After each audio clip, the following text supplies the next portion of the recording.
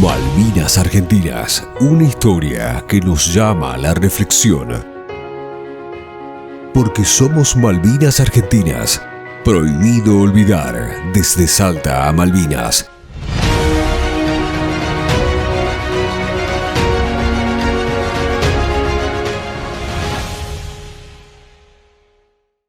Hola, ¿qué tal? ¿Cómo están todos ustedes? Estamos ya en Prohibido Olvidar. ¿Qué tal, Eva? ¿Cómo estás? Hola, Gerardo. Muy contenta, feliz de estar en este tercer especial de Prohibido Olvidar aquí por Aztec TV. Qué emoción realmente. Nos pone muy contento la recepción que hemos tenido a lo largo del interior de la provincia y además ¿a dónde? En Buenos Aires también. A nivel nacional e internacional también, porque buenísimo. Gente del Uruguay nos está mirando y está conociendo la realidad, lo que ha ocurrido en estos 40 años de Malvinas Argentinas. Recordemos, es la tercera edición, estamos hablando sobre la idea que tenemos para plasmar a toda la Argentina y el mundo entero sobre el tema de la soberanía de las Islas Malvinas, Georgias del Sur y Sándwiches del Sur, y los espacios marítimos, por supuesto. Tenemos que también agradecer, Eva, a la gente de Aztec TV, también a la Universidad Nacional de Salta, a través de la Facultad de Humanidades, por permitirnos estar en este espacio y en especial a todos ustedes por abrirnos las puertas de sus hogares para que Prohibido Olvidar no tan solamente sea un programa más, sino sea un programa que pueda revivir y aflorar el sentimiento patriótico que tenemos por nuestra querida Argentina. Es así, por eso queremos compartir en primera persona, dialogando con ellos, con los veteranos de guerra que son los invitados, por supuesto, de Prohibido Olvidar. Así que dicho esto, vamos a disfrutar de un lindo programa. Seguramente se van a sentir muy emocionados por la marcha de Malvinas Argentinas. ¿Saben dónde nos vamos a trasladar? Hacia la Puna Salteña, en las voces de unos alumnos que llevaron a cabo un acto del 2 de abril allí en San Antonio de los Cobres, en la escuela 4183 Victorino Sosa, una institución que hizo referencia a Malvinas Argentinas. Vamos a disfrutarlas.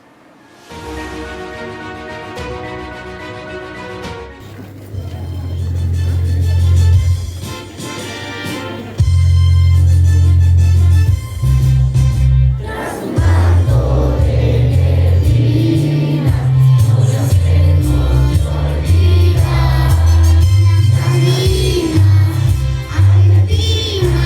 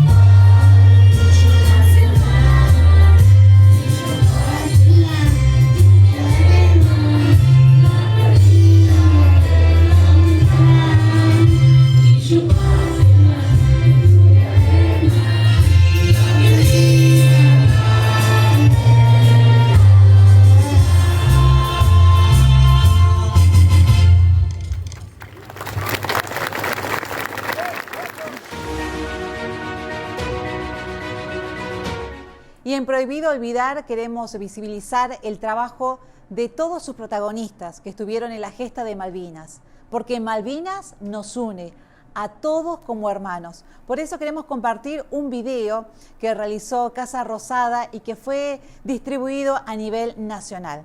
Por eso nosotros aquí en Aztec queremos compartirlo con todos ustedes.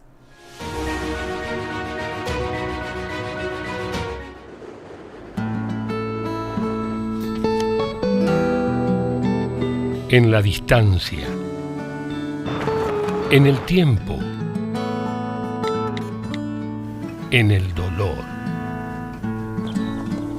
en el amor y en el orgullo, a pesar de la adversidad e incluso en la diferencia, lo nuestro, lo verdadera e indiscutiblemente nuestro, siempre nos une. Malvinas nos une.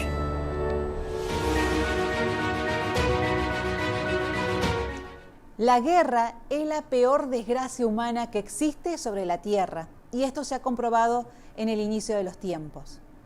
Nosotros aquí en Prohibido Olvidar queremos dar a conocer lo que ocurrió en la Guerra de Malvinas. Por eso en cada programa invitamos a sus protagonistas. Mi compañero Gerardo Villarroel está junto a Roberto Colom para poder tomar su testimonio. Lo escuchamos.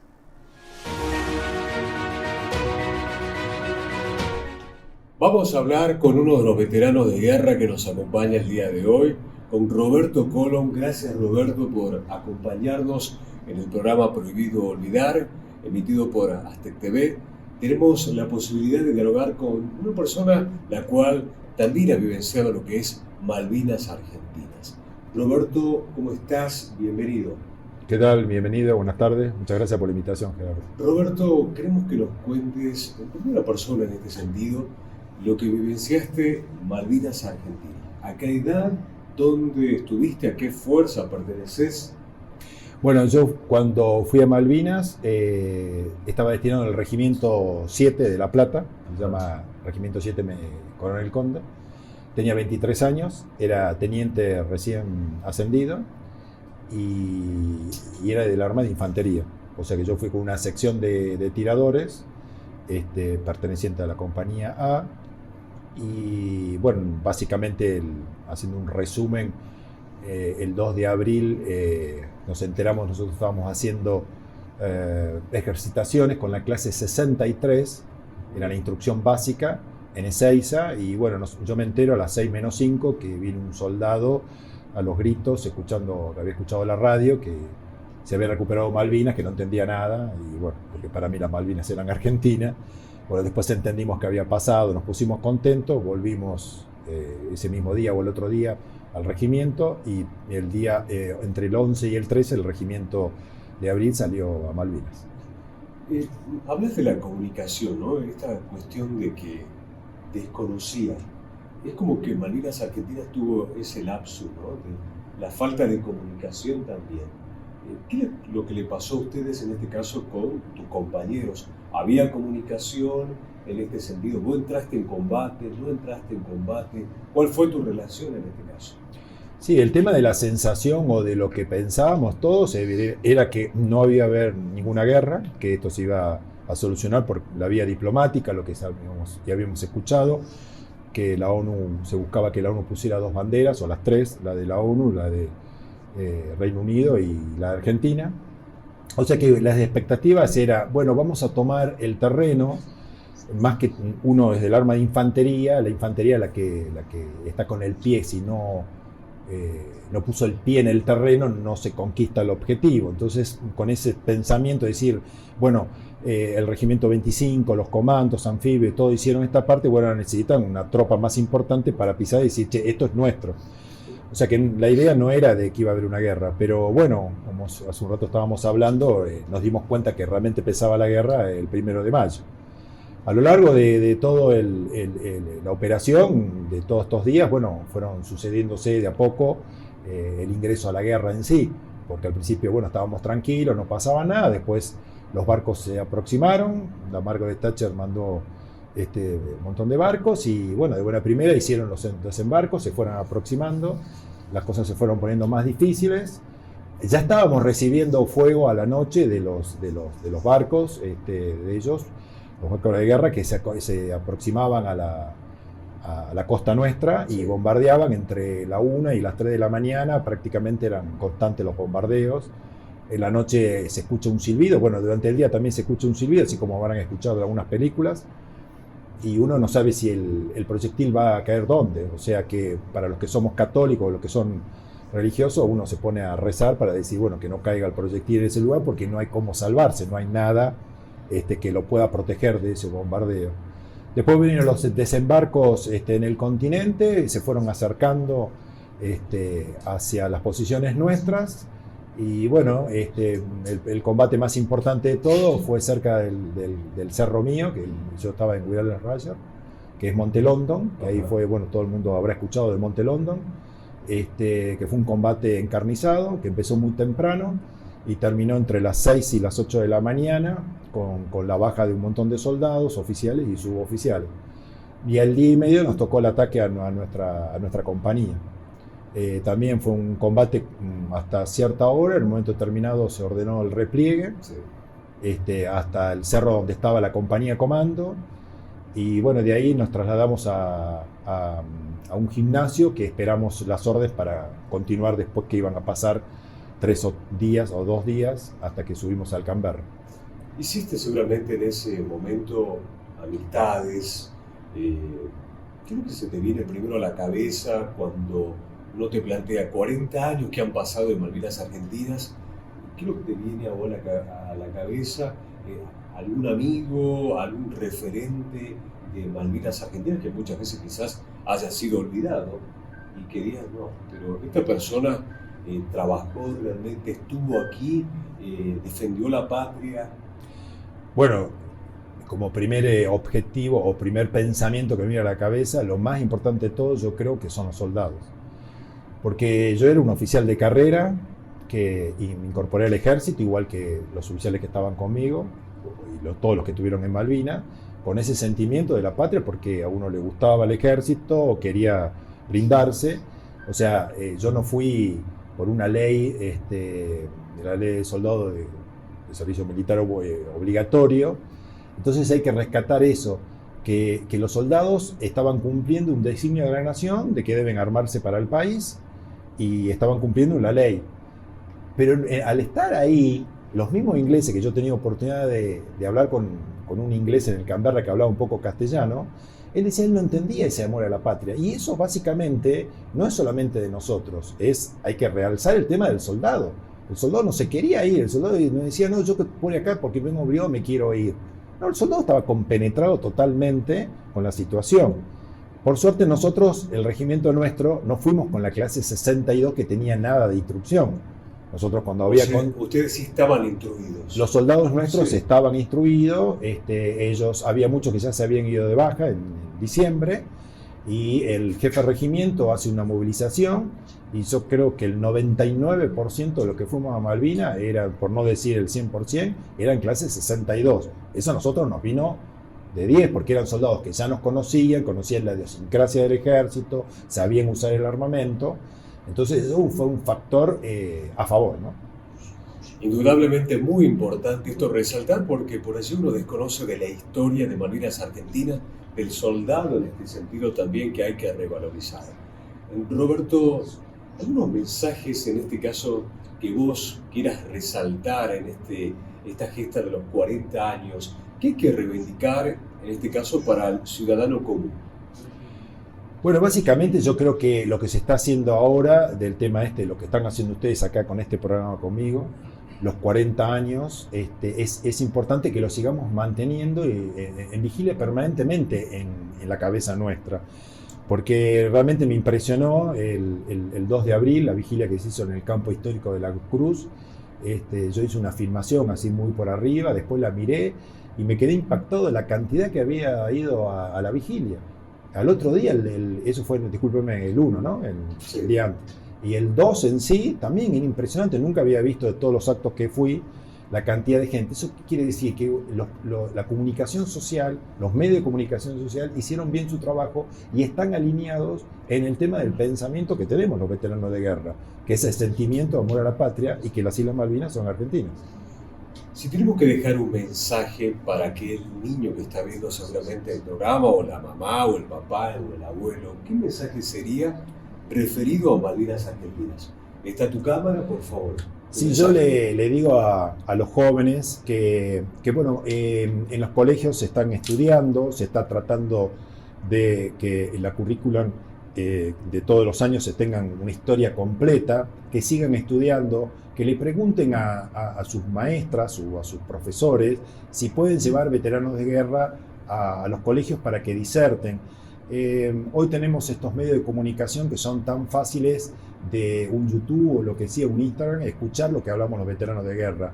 Ojalá pudiéramos escuchar qué estaban diciendo los soldados de Güemes en su época, pero no tenemos esa facilidad. Entonces hoy estamos vivos, hoy somos la vivencia tangible de lo que pasó, tenemos muchas riquezas para hablar de todas las cosas que pasaron, no todos pasamos lo mismo, algunos pasamos cosas peores, otras cosas mejores, otros más difíciles o menos, pero aprovéchennos, ya sea con sus profesores o con los amigos que conocen, que les cuenten las vivencias de Malvinas para que puedan traspasar a sus hijos en el futuro, para que esto no se pierda, y también para que ustedes el día de mañana, los que quieran llegar a estudiar ciencia política o historia, o puedan llegar a alguna cancillería, puedan entender la vivencia que nosotros tuvimos en su momento. Nosotros todos los días, lamentablemente, yo tengo grupos de veteranos de guerra, y todos los días, de los que yo recibo, todos los días 1 o 2 o 3 veteranos de guerra mueren. Así que por favor, tengan ese tema de estudiar, leer, interpretar y preguntar. Estuvimos junto a Roberto Colom, veterano de guerra. Gracias, Roberto, y será seguramente hasta otra oportunidad para que hablemos en primera persona la historia de Malvinas Argentinas, prohibido olvidar. Muchas gracias, Gerardo, y a toda tu producción, muchas gracias, muy amable.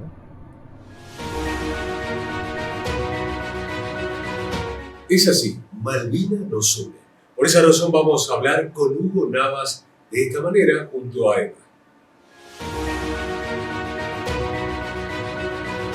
Seguimos con la propuesta de Prohibido Olvidar, donde la voz de sus protagonistas está aquí para todos ustedes. Y en esta oportunidad estoy junto al señor Hugo Navas, un veterano de guerra. Hugo, gracias por estar con nosotros. No, por favor, gracias a ustedes por esta invitación, por este espacio que brindan. Además, un nombre tan importante que no tiene que ser nada más que un eslogan, el Prohibido Olvidar.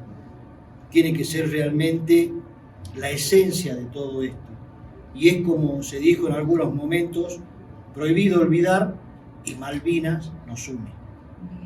Hugo, queremos conocerte a vos, tu historia. Me gustaría que nos puedas dar a conocer cómo fue tu ingreso a las Fuerzas Armadas, cuántos años tenía y cómo llegaste a las Islas Malvinas. Bien, mi historia comienza a los 18 años cuando me voy al Colegio Militar de la Nación. Voy a seguir la carrera de oficial de intendencia. Estando ya cursando el último año, en el año 82, justamente el 2 de abril, estábamos dando instrucción a la nueva clase que se incorporaba en el batallón de intendencia que está al frente del colegio militar, y ya como ese año egresábamos como oficiales, ya no teníamos la instrucción que le dábamos militar a los cadetes de años inferiores, sino que ya empezábamos a tratar con soldados, con la gente incorporada, como era en esa época por una ley constitucional. Estando ahí, volvemos al colegio militar, que había que cruzar la calle nada más.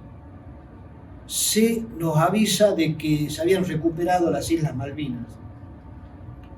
Algo muy emotivo para todos, y empezaron a correr los comentarios de que se adelantaba nuestro egreso, que tenía que ser a finales de noviembre, y estábamos en abril, cuando nos habíamos incorporado nuevamente al colegio en febrero para cursar nuestro último año, y empezó el tema de que corría el rumor, la famosa radio pasillo, de que egresábamos, nos hacían egresar, salíamos como subtenientes, se acababa el año, cosa que no podíamos creer, pero en ese momento yo creo que la gran mayoría de todos los integrantes de mi promoción, que justamente es la promoción 113 del Colegio Militar llamada Islas Malvinas, estábamos más preocupados por Semana Santa.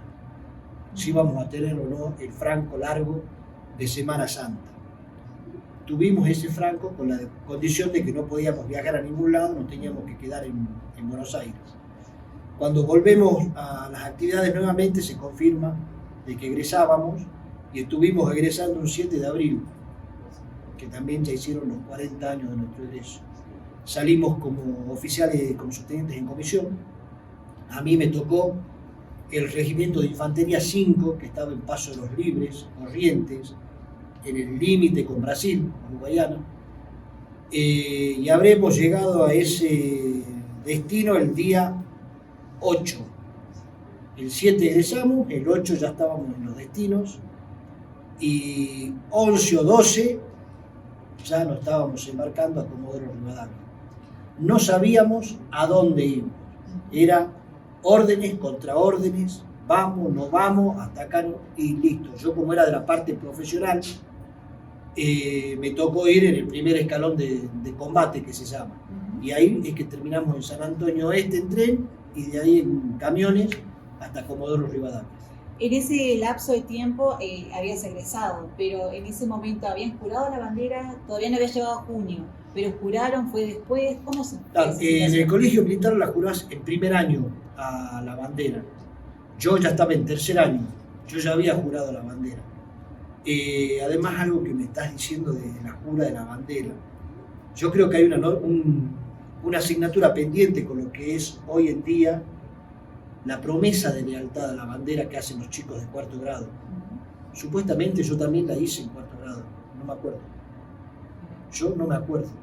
Sí me acuerdo de mi jura a la bandera. Y una de las propuestas que estoy brindando es que, por favor, hagan una reafirmación de la promesa de la bandera con los alumnos de cuarto y quinto año, que es algo que va a tener más latente, porque el de séptimo grado ya no se acuerda lo que hizo en séptimo. Me pasó en un colegio cuando fui a dar una charla. Y es algo tan importante no jurar la bandera para el alumnado, sino para reafirmar esa promesa de lealtad a la bandera, para que sepan que esa bandera, esta bandera, es inmaculada, no es un trapo, es un paño lleno de gloria, de honor, y no es para que se lo mancille de cualquier manera, escribiéndola, poniéndole una foto de quien sea, no. Lo único que identifica nuestra bandera son esos celestes y blancos tan hermosos y ese sol radiante que tiene, que es lo que nos marca lo que es la patria. Y ese patriotismo que vivimos hoy en estos 40 años de las fiestas de Malvinas, ¿cómo se vuelve hacia atrás? Tu lugar dentro de la guerra, ¿cuál fue? Cuando llegamos a Malvinas, llegamos a Puerto Argentino y el regimiento se instala primeramente, el escalón es adelantado en el aeropuerto, a un costado del aeropuerto. A los 2 días nos trasladan y a mí me derivan a un lugar que se llamaba COL, que era Centro de Operaciones Logísticos. Me asignaron con una sección, era mi primer contacto con esa gente porque no la conocía, yo venía del colegio militar. Fueron mis primeros roces que hoy no se me cae la cara de vergüenza, pero hay muy pocos nombres que recuerdo de esa sección. Es más, cuando estábamos en Malvinas era che, vení, pibe, loco, era la forma porque no los conocía. Y sí llegué a formar una gran comunión con quien fue en esos momentos mi mano derecha, el soldado que estuvo siempre a mi par, que fue el gringo Omar Fleckenstein, que ahora vive en Chaco, y que tuve el honor de volver a encontrarlo después de 25 años. Y ahora, después de esos 25 años, por lo menos una vez al año o cada tanto nos estamos mandando un mensaje, nos vemos. Ya tenemos una fluidez, pero tuvimos 25 años totalmente olvidados. Y mis funciones en el COL eran apoyarme en mis suboficiales, que es más, tenían más experiencia que yo dentro de el ejército ya normal, no el de instituto, y la misión que teníamos era hacer las descargas de tanto barcos como de aviones que llegaban a la isla, luego el almacenaje en los depósitos del COL, y hubo oportunidades en que tuvimos que hacer las distribuciones. Y lo que se vivía ahí, que se comentaban con algunos veteranos, unos camaradas, era que los Hércules cuando llegaban no frenaban en la pista. Mientras aterrizaban iban mermando la velocidad, en un punto que ya la velocidad era mínima, bajaban la compuerta trasera, ahí subían mi gente y empezaban a tirar las cosas sobre la pista, y otros la iban corriendo hasta que el avión daba vuelta, el Hércules, para empezar a carretear y tomar vuelo. Y se seguía con ese trabajo hasta que el Hércules tomaba la alarma para que desembarquen del Hércules, porque no paraba el avión. Y eso era todas las noches. Mi situación, y también tuve la suerte de poder hacer el último descargo de un barco, que fue el Formosa, que el 1 de mayo tuvo que irse porque empezaron los bombardeos, que empezaron a las 4 de la mañana del 1 de mayo. Y recordar permanentemente esas noches con bombardeos, que desde tu lugar y tu función que tenías, ver lo que ocurría en las noches, ¿aún lo recordás? ¿Lo tenés presente? Son recuerdos que no se pueden borrar por más que uno quiera. El fogonazo, ver el resplandor, el estruendo cuando caía, el silbido cuando pasaba, que era por lo que nos guiábamos hasta que empezábamos a ser más cancheros, nos íbamos guiando por los silbidos, si explotaba antes, si explotaba después, y rogábamos siempre que el silbido siga, no se nos detenga nunca arriba, porque ahí era donde podía llegar a estar el problema. La única satisfacción que a mí me queda es que con mis 20 años, que fui como subteniente, llevando casi a los soldados de mi misma clase, 62, tuve el privilegio de poder traerlos a todos de nuevo. Y creo que eso implica que tan mal no hice las cosas, y me preguntaban la vez pasada por qué creía que yo había podido haber hecho eso. Porque con 20 años yo siempre estaba a la par de ellos. Y un chico me preguntó si hoy haría lo mismo. Yo hoy no haría lo mismo. Yo hoy no iría a la par de ellos, iría adelante. Porque yo les marcaría cuál sería el camino. Cosa que si algo va a pasar, me tuviera que pasar a mí primero. En esos momentos yo iba a la par porque creía que éramos todos lo mismo, todos juntos.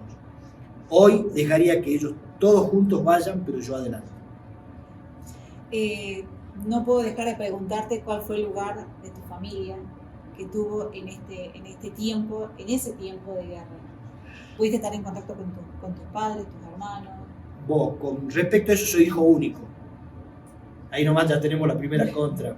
Y cómo era el contacto, tuve la suerte de poder un día hablar por teléfono a mi casa una noche. Eran los teléfonos lo que había que enganchar, no era el celular de ahora, ni tampoco con el discado. En esos momentos estaba una central telefónica que se pinchaba un agujero, que eso te comunicaba a tu casa.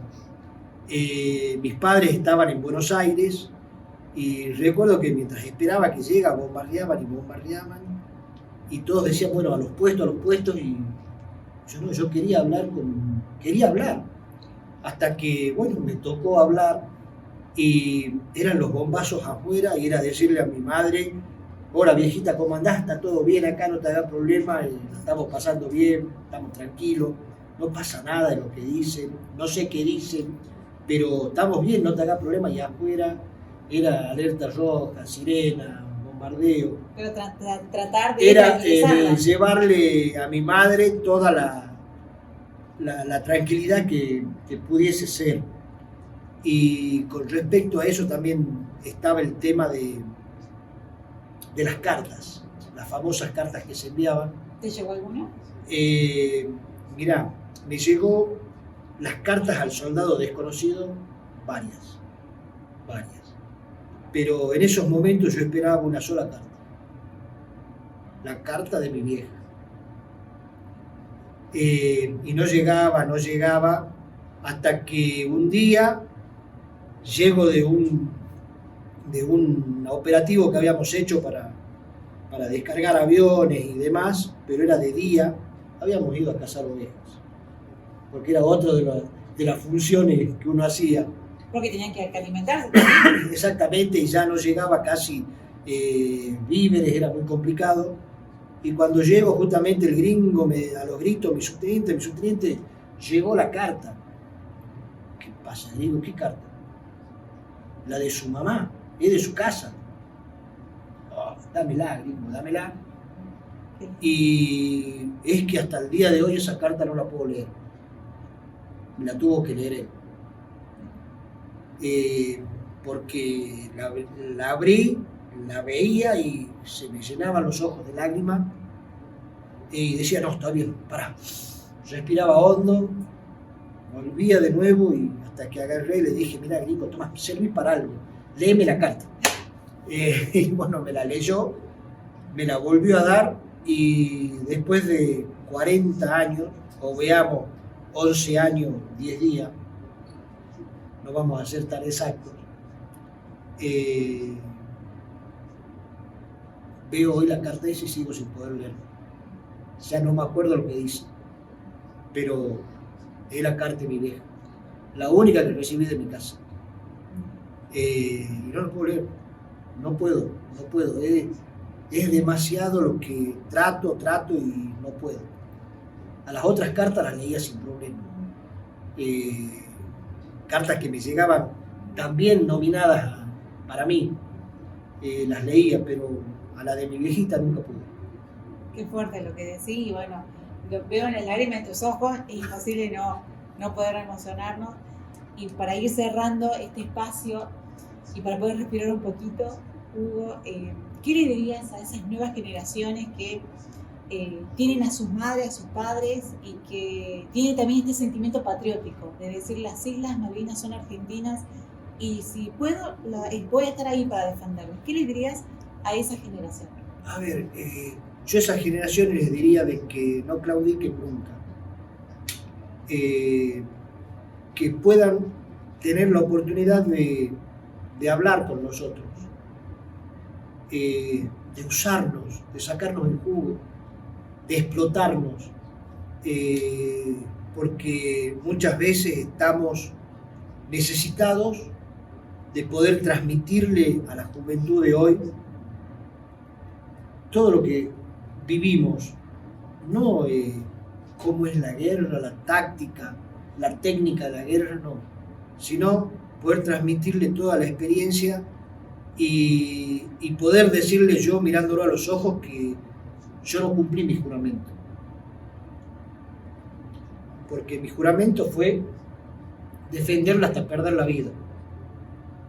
Estoy acá, pero les voy a decir algo, yo voy a perder la vida defendiendo mi celeste blanca, porque lo voy a hacer hasta último momento, y como dijo en algún momento un veterano de guerra, si volví es porque aún me queda mucho por hacer, y es lo que trato de transmitirle a toda la juventud, el respeto, algo así como que el himno se canta, no se tararea, el himno es para cantarlo, tiene las mejores palabras que se puedan decir, o inmortales, el grito sagrado, libertad, y lo tenemos que decir, no es así, el himno es para cantarlo con orgullo y a viva voz, que se escuche, que sepa que somos argentinos, porque eso es patria, y la patria somos todos.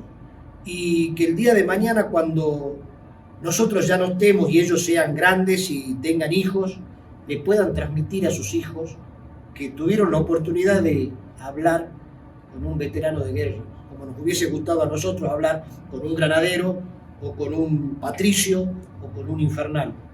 Ellos tienen esa oportunidad, y que se lo puedan transmitir a sus hijos, y que sus hijos se lo digan a sus nietos, y que esos nietos digan, mi papá y mi abuelo estuvieron con un veterano.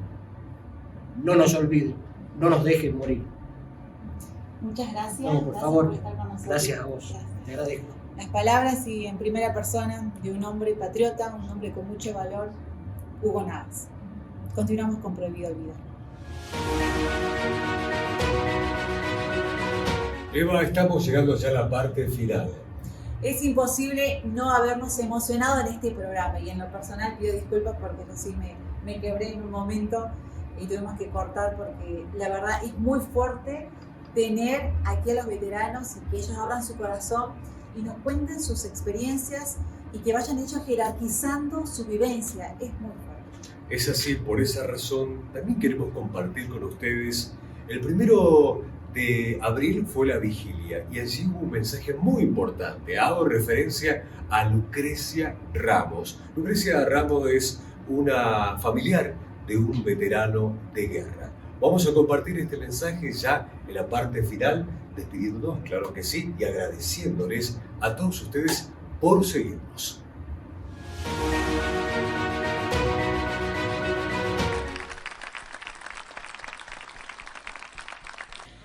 El 2 de abril es uno de los momentos más importantes de nuestra historia actual. Queremos recordar a los jóvenes que participaron de la Guerra de Malvinas, de aquella gesta gloriosa desde el servicio que han hecho a nuestra patria, el valor que demostraron al enfrentar a un enemigo externo que aún sigue usurpando nuestras tierras. Nosotros debemos dedicar un tiempo a agradecer su gran entrega y reconocer a los familiares que entregaron a un hijo, a un esposo, a un hermano. Estamos orgullosos porque ellos lucharon por nuestra soberanía. Agradecer a los veteranos que volvieron y que aún hoy siguen luchando por Malvinas. La herida sigue abierta y el recuerdo de aquellos jóvenes nos convoca a buscar la mejor manera de reclamar nuestros derechos y nuestra soberanía. Esa soberanía nacional que abarca todo lo que somos, lo que nos legaron nuestros muertos y que daremos en herencia a nuestros hijos. Han transcurrido 40 años, poco para la historia de los pueblos, mucho para la historia de los hombres, infinita en el recuerdo. Traigo al presente las palabras de una madre mendocina. Recordar a los caídos en Malvinas es traerlos al presente, es traerlos acá, es hacerlos vivir en un mundo que quizás no soñaron cuando cerraron sus ojos para siempre en el aire, en el mar o en la tierra. Con la imagen de su bandera ondeando majestuosa, impulsada por su último aliento y enarbolada en su propia sangre. ¿Cómo no recordar a los héroes de Malvinas y traerlos a este lugar? Y decirles que están vivos, que nos oigan, que velen por nosotros, que nos den la fuerza para seguir adelante. Debemos seguir reclamando a través del diálogo consensuado y sostenido por la clara convicción de que el único modo de lograrlo es a través de la paz. Debemos buscar la paz, que es el triunfo de la vida, ese estado de justicia y solidaridad donde se hace todo lo posible por construir un mundo mejor. Hoy, a 40 años de la recuperación de las Islas Malvinas, venimos a decir, argentinos, salteños, todos los días deben ser un 2 de abril, un ruego, una promesa, un desafío, una esperanza. Nadie ama más que el que da la vida por sus amigos, dice el Evangelio. ¿Cuánto nos amaron ellos, los que ya no están, los que dejaron su sangre en las entrañas de Malvinas, en el Mar del Sur? ¿Cuánto nos amaron y nosotros los amamos? ¿Correspondemos a ese amor? ¿Vivimos su recuerdo cada día? Su familia lo hace, los veteranos también. El pueblo presente los invitamos a sumarse a este amor por Malvinas, a este amor por sus héroes.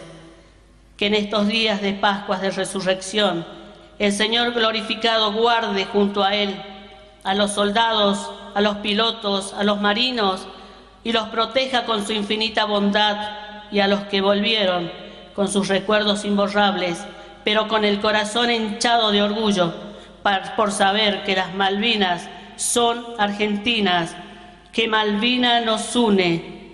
Pueblo de Salta, ¡viva la patria!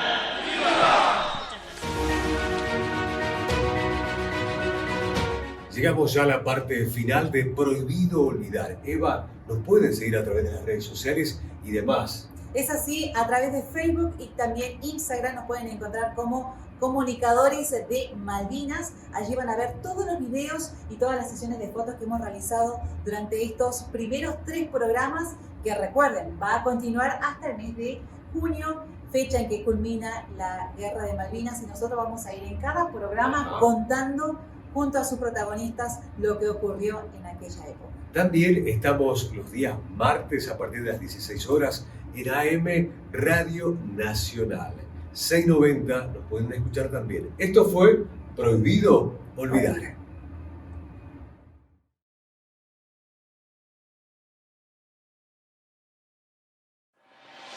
Malvinas Argentinas, una historia que nos llama a la reflexión.